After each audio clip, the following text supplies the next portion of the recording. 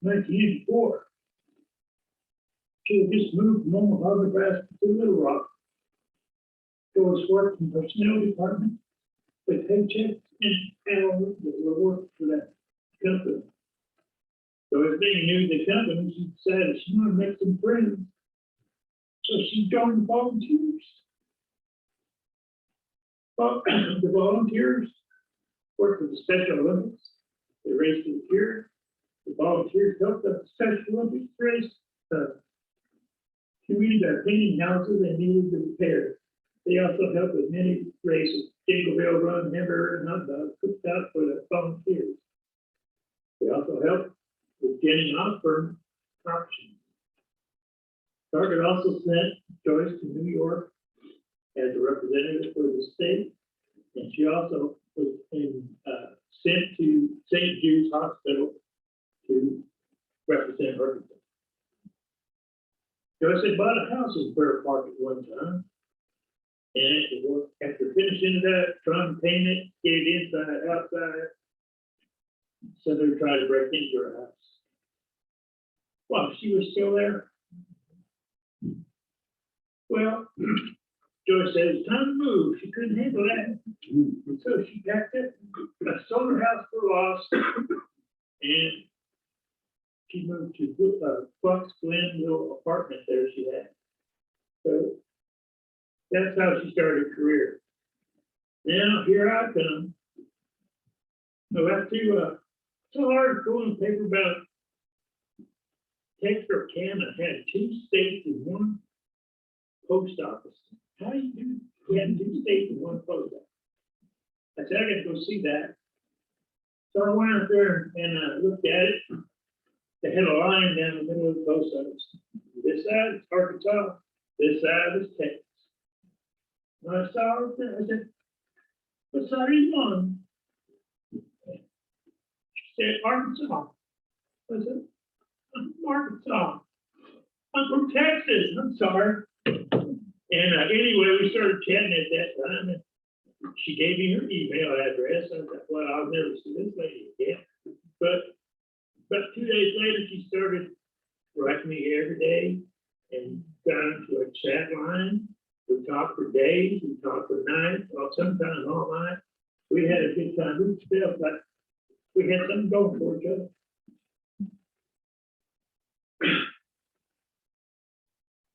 After we exchanged email, we started writing. She wanted to buy a house. She loved the house in Fair Park, but she didn't want to live in Fair Park. So we decided we'd go ahead and get married. We got married November 27th, 8 days from today. And it'll be our 22nd wedding anniversary. And we were married in Omaha, Nebraska, because that's where her family was, and that's where she wanted to have everybody there. So I agreed. We went up there and met all our family. I didn't know there were so many of them. That's why. And so we did that. And comes along, we were looking for a house. We got to have a house. Joyce wanted a house so bad she could taste it. So we looked at Little Rock, we went all through Little Rock, looked at this house, looked at that house. The house was needed repair. It would be more expensive to try to fix this thing up than do it. So we looked around. The co-worker of Joyce's said, why don't you go look at Sherwood? So we never did. Let's try it. So we went to Sherwood. We found 2 houses side by side. And when the first house was all brand new, man, you can't beat this. This is a good house. And Joyce said, well, let's look at this other one. So we went over across just next door, walked next door, went into the building to the house. And just about that time, the builder come in. I said, oh, we're just looking. He said, are you interested in buying a house? I said, well, we're just looking.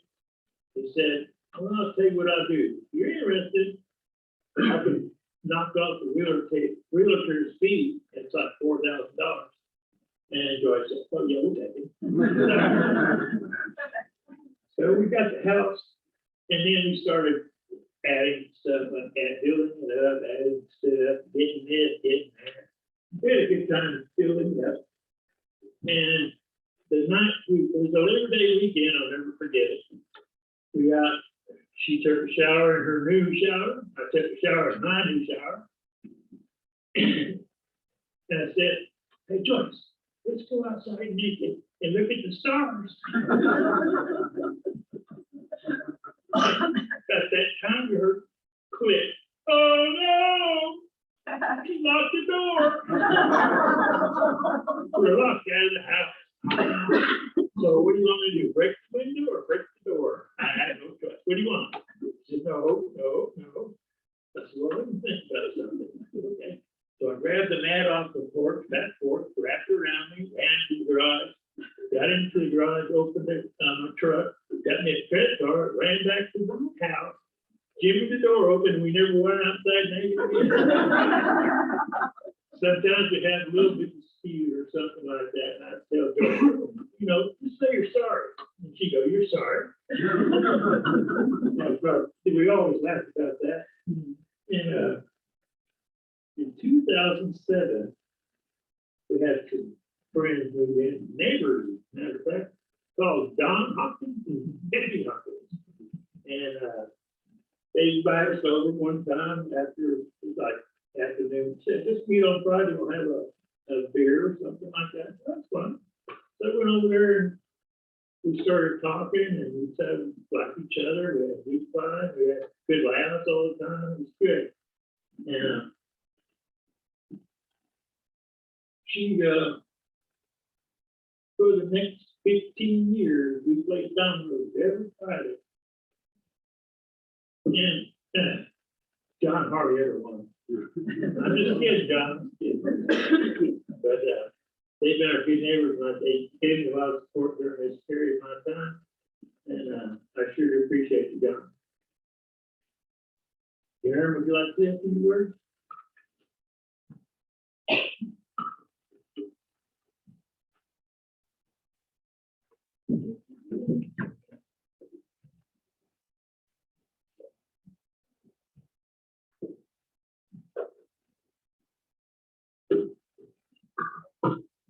Hello, and can you guys hear me okay? All right. Thank you for being here today. We really appreciate your support, especially over the years, and friendship for Danny and my mom, Joyce. That's my brother, she's right back there behind Danny. And me, my sister-in-law, Christina, my niece, who is also my mother's grandmother. Thank you there. Things to know about my mom. My mom was born into a working class family. Her father was a veteran and worked in a factory. She had a sister, Mickey, and two brothers, Ross and Clarence. And Clarence is the only one who's still with us in this world. Her childhood was no picnic. I saw for myself, and I also heard stories of her life growing up. But she overcame that challenging upbringing. She was a shining star as a teenager. She played accordion, worked hard, and met my dad and married him. They worked hard to make a good life for me and my brothers. My brother Jim is a grandfather and very happy family man. He has 4 children: Sarah, Sammy, Maggie, and Ben. And Sarah, Sammy, and Maggie have children. So my mom was a great grandma. And then my brother Mike, he married Denise, and he passed away in 1992. And they have Jonathan and Christina.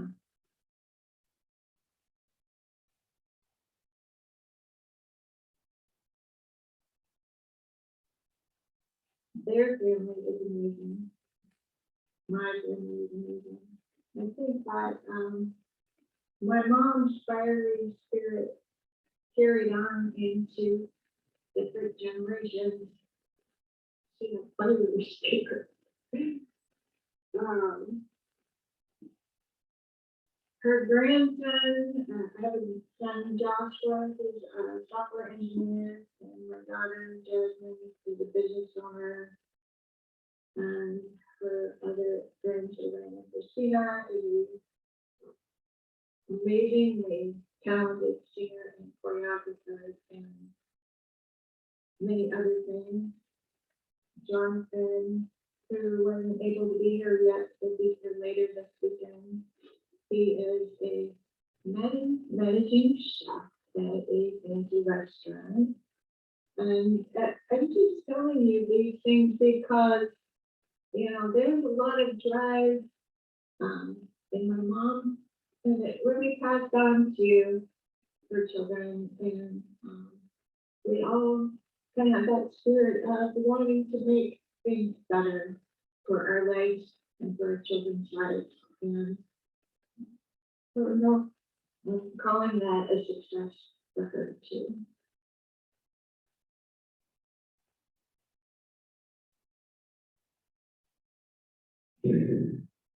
I knew that eventually she would be gone, and I wanted to make as many trips as possible to visit her in the last few years. She taught me everything. She taught me things that I should do, and I was laughing I should do in my mother, which is, again, that's the best thing that a mother can do for their children, is to love, and she loved passionately. But her life became a lot happier and a lot more content when she met Danny. And she really enjoyed her retirement, and she was the picture of contentment. She was just satisfied. And I even asked her, and she said, yeah.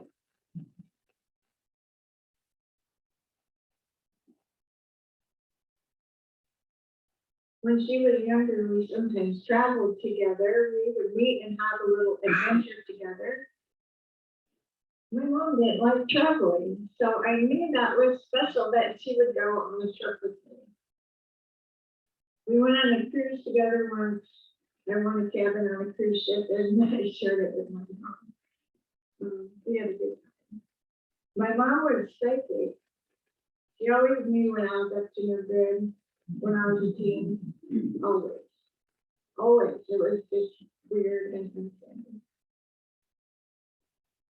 One of our trips we went to Sedona, and I wanted us to hike to one of those vortex sites there that they talk about. She doesn't like, she didn't like that idea of hiking. So we chose the shortest route, where we got up to a place where we could sit on the side of a mountain and overlook this magnificent sight. And I sat there and I was like, oh my God, it's so magnificent. Amazing, breathtaking, beautiful. And pretty soon she's fidgeting, and I'm like, you feel all that energy? She's like, I don't feel anything, can we go now? But she wasn't really looking for anything outside of herself for contentment, and she had it all.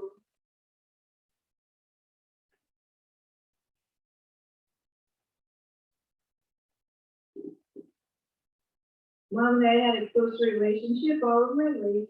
She was strict to us growing up, so I always tried to measure up to her expectations, which were very high. She said she wanted me to be perfect. And it took me a few real years to realize that I am good enough. And once I figured that out, she's like, oh yeah, you are. I'm very proud of you.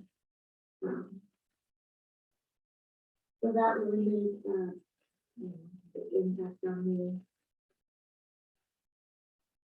Her desire to connect with families slowly faded in the last few years. She would visit with her friends, play games with us and her neighbors, yet didn't reach out much.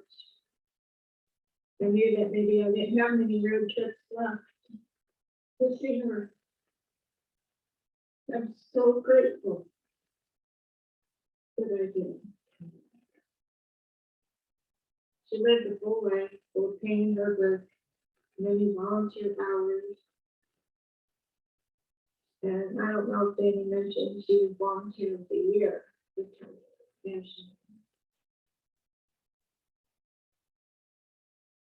And in spite of her stuff, we had adventures.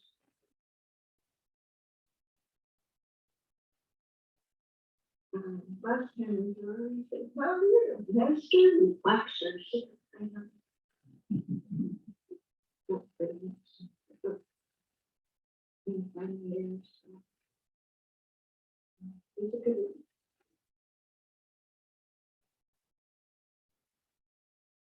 That's all I have to say. Thank you.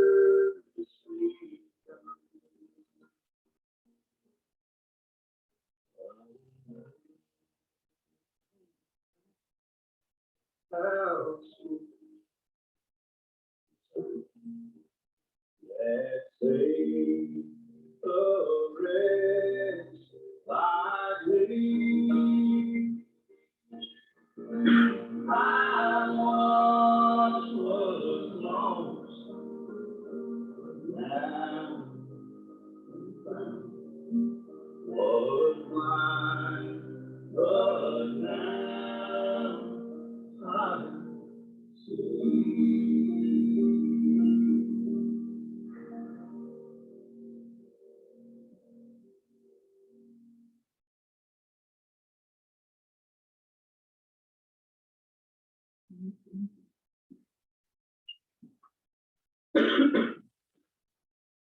The introduce Joyce Astiz. Jim, Linda, Denise, that's your son, wife, and Christina, Denise's child. And we have Karen, of course, you know Karen. We have Lana Rose, we have Nancy Douglas, and Danny Douglas. I'm sorry. This is our family together. We've had a lot of fun. Joyce and Nancy were friends for many, many years. They came to see us.